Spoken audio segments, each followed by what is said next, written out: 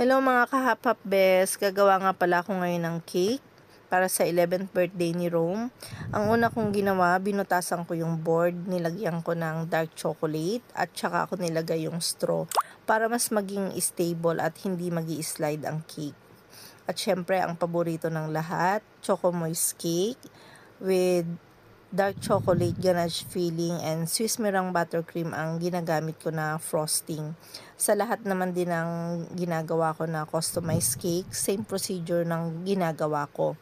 Piniprepare ko siya ng 1 day before para mailalagay ko siya sa fridge ng overnight. Dahil sa sobrang init ng panahon, kailangan magiging stable ang cake kinabukasan. At after ko i-cram coat ang cake, nilalagyan ko siya ng cling wrap, nirarap ko siya ng cling wrap, tsaka ko siya nilalagay sa fridge. At hindi naman din nasisira yung cake dahil paglagay ko sa fridge, madali nagsaset yung frosting, kaya hindi naman nadadamage ang cake.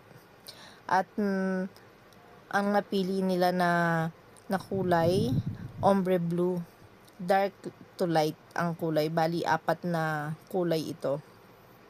Maganda rin ang design, simpleng-simple lang, minimalist.